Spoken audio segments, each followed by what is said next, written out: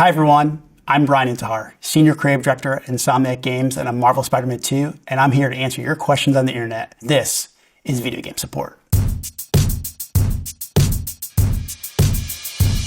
First question, Ben Edipel asks, how did you guys come up with the web shooting sound? First off, we hire a really awesome audio team. They actually told me that what they do is they have silly string, plastic wrap, shrink wrap, and they even make those thwip sounds, like with their voices. And it's all integrated into making our awesome web sounds.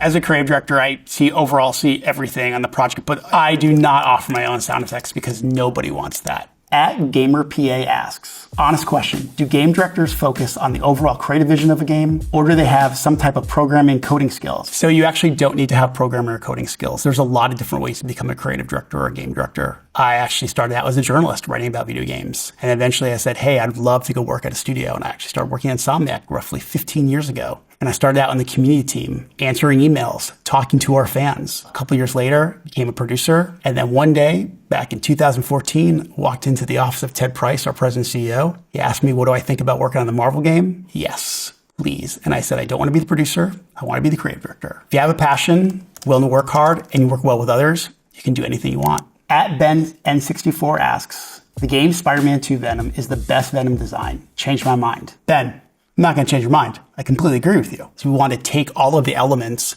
that players and fans love about Venom, whether it's his size, the symbol, his teeth, his mouth, his eyes, the transformation, the power. So we want to kind of be respectful of the DNA of the character, but also not be afraid to mix things up. And when you take that all into account, get 19 inches of Venom. All 19. This is actually the part of the collector's edition, and that features both of our Spider-Men fighting their toughest challenge yet in the form of Venom. Pretty badass. Matthew Guz asks, what's your game design philosophy in tweet form? You want to deliver the fantasy while making a world and characters that you absolutely love and want to spend time with. Silent Wraith 87 asks, how do you decide which suits go in the game? Is it personal preference, or do you think about abilities and which suits would match up well with them? And are you free to pick, or do Marvel have a say? Wow, where do I begin? We know there are suits that everybody wants. We talk to Marvel, we talk to our Sony producers. We get artists to create brand new suits that have never been made before. Suits are unlocked via basically hitting a certain hero level and then having the right resources to craft it. So that's how you do. And then, because we have 2 heroes, we have over 65 suits, and now we want to go even bigger with that. So now the majority of suits have what we call suit style. So there's usually 4 different suit styles you can unlock for that suit, which means we have over 200 different suits in the game, which is crazy. But at the same time, we hope we got everything everybody wanted. It's like Christmas, and it's all the presents are under the tree, and you're like, I hope I got them everything they wanted. Clay864 asks, but is there going to be a Spider-Man 5 console like we got with the PS4 from the first game? Damn straight there's going to be. Got this sweet controller, symbiote takeover, but the real cool stuff is this sweet, sweet, sweet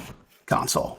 I don't even have one yet as we sit here. This idea of the symbiote and takeover not only thematically works for the console, but it ties very heavily to what we're doing in the game. So it's awesome design. Super happy that PlayStation wanted to do it. At DES Pumpkins with a Z asks, is New York City and Spider-Man 2 built to scale? It is not. Our idea is we want to create a New York City that kind of you have in your head, whether you've been there, seen it in the movies. There's tons of recognizable elements, whether it's certain neighborhoods, certain buildings. And then, of course, this is Marvel's New York. So we want to have things like Avengers Tower or the Wakandan Embassy. And what's been really awesome on Spider-Man 2 is that we've nearly doubled the size of the city with the addition of Brooklyn and Queens. So now you see things like Coney Island. You see where Miles goes to school at Brooklyn Visions Academy. And even Pete now living at Aunt May's old house. And now with things like the web wings, you can cross things like the East River and our bridges much easier than you could in the past, because in the last games, you couldn't even do that. At the Anime G asks, the web swinging with certain aspects added are so refreshing. I'm kind of interested to see how they can make Spider-Man 2 as cool as Miles Morales' web swinging.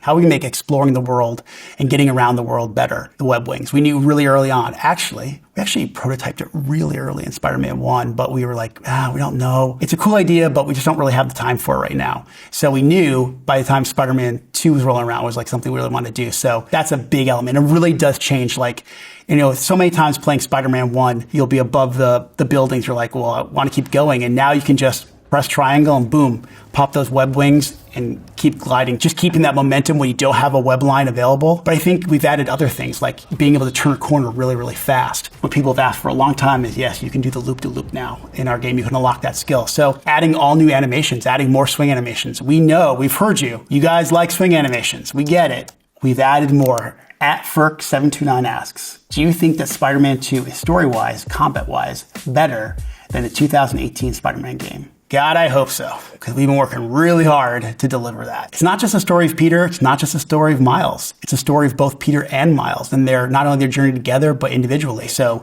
one mission may just be as Pete. One mission may just be as Miles. Some missions you're actually be playing as both of them are switching back and forth. So we kind of control it. While in the open world, we give you a lot more choice. And then basically what we've done is we've created content that is specific for Peter, specific for Miles. And the combat front, we've just been adding a ton of stuff, whether it's, new powers for Miles and the evolved Venom to obviously our symbiote abilities with Pete. Hell yeah, this game is better than Spider-Man 1. 09 Missy G asks, how do you write a compelling story that works for an open world game where the player could experience it out of order or even circumvent parts entirely? Part of an open world thing that people love is having that freedom, right? When you're making something like Spider-Man, we understand, when it comes to Marvel, everything starts with our story. What are they going through, not only in the mask, but out the mask? It's a balancing act. We have an amazing team of writers that work on this for years. We start really, really broad. Give me the paragraph of what the story is about, and then we go into a story treatment. The story treatment can go half a page to 1 page, to 5 pages, to 20 pages. Okay, here's what Act 1, Act 2, Act 3 is about. And then we go into, okay, within Act 1, there's probably 5, 6, 7 missions. And we start to build out a macro, which shows kind of how it's going to flow together. And then from there, when we have kind of buy-in from the team and everybody on what the story treatment is, we start to write scripts. Lazy Justin asks, how does Insomniac manage to put out such high-quality games like every 2 years? Like, what is their secret? There is no perfect answer because no development is perfect. It's not going to go perfect.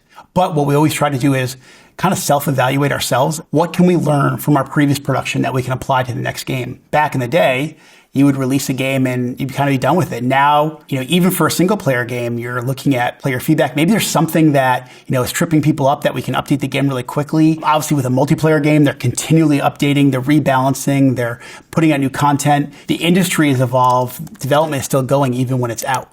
@Zach Rudin asks, how exactly does one go about designing a game to optimize the serious horsepower of a PS5? So first off, we're very fortunate to have Mark Cerny, the architect of the PlayStation 5, be one of our producers. I think it's this combination of learning about what the console can do. What can the console do that maybe we couldn't do before? What could we do in previous games now we can do better? I think when you look at Marvel Spider-Man 2 in comparison to our previous games, there are a multitude of things that we couldn't do before. We could not swing as fast as we do now. The world wouldn't have loaded the way it needs to load as you're swinging if we didn't have that. Our hero switching that we do in the open world would never be as fast as it is. I think our set pieces, we'd have to do a lot more smoke and mirrors than we actually are doing. We're taking our favorite comic panels, our favorite movie moments, and going, hey, we're going to do that in a video game and put you in control. Night Persian asks, how does Insomniac get such detailed textures?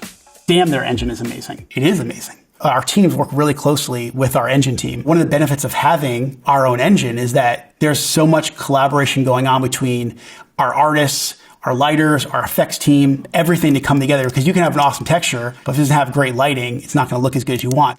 @Moonlit Games asks, what do you think has been the most significant advancement in gaming recently? I would say the amount of accessibility that all developers across the world are adding to their games, whether making swinging more accessible, combat, anything we can do to get more players playing our games is a huge win, and it's something we're always going to continue to do from here on out. @PostMesmeric asks, I often wonder how video game developers determine what should be considered the default settings in their games. I think it starts off with who are you making your game for? Our goal, first off, is we want to make it accessible and playable by as many people as possible. So that's whether it's how difficult the enemies are to defeat, to our traversal controls, our combat controls. But at the same time, we understand that there are also hardcore fans who want like a really tough challenge, so we offer difficulty modes.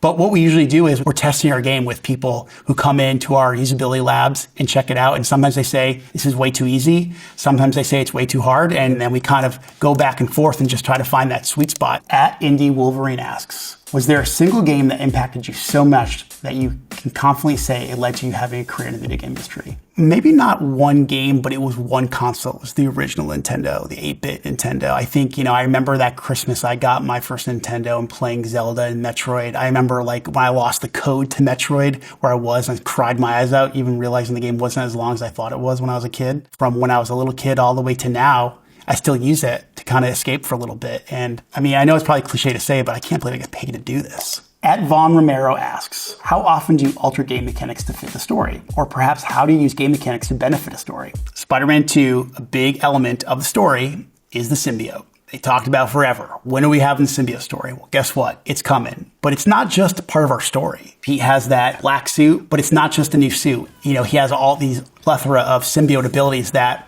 we wanted to show off how different it makes Pete's fighting style. So when we think of our Spider-Man as these acrobatic improvisers, with the symbiote, it was really important for us to show off not only the power of this substance, but also its transformational nature. So people love the symbiote. 126 Gaming. Just curious if there's any new variations to random crimes. I remember in Ultimate Spider-Man, which is a great game, sometimes smaller villains like Shocker and Boomerang would spawn as an event. Do you guys have anything like that in this game? We definitely have done more to spice up our random crimes with more surprises. We also have a bunch of things in the open world that you can do where you can discover some new storylines that aren't part of the main story, that are optional, but I can promise you, if you like villains, you will be rewarded. JMain518 asks, will Spider-Man 2 have multiple graphic and performance mode options like the remaster in the Miles Morales games? It sure will. So we'll offer fidelity mode, which runs at 30 frames a second and runs in 4K. We'll have performance mode, which runs to 60, but takes a little bit. We reduce the resolution a little bit. And then for people who have 120 hertz TVs, we actually have an option where you can run at 40 hertz and kind of get the best of both worlds. But no matter what mode you're running in, we will have ray trace reflections. So when you want to see how awesome, like you go up to a window and you want to see your Spider-Man suit, not just on the character, but in the reflection of the windows, it's going to look white shit hot awesome. Two Fool asks, why are video games important? Sometimes real life is not the greatest thing in the world. And sometimes we just need to find a way to take a break from it, reset, whether we want to, be Link, be Mario, be Spider-Man. Sometimes we need that time to ourselves to kind of escape for a little bit. It's okay to take a break from real life, because sometimes, as great as real life can be, it can be stressful, it can be hard, it can be tough. But having those moments to kind of take a break and reset has been really great, and I hope that we can do that with the games that we make. Thank you for all the questions today. They were, in the words of Marvel, amazing.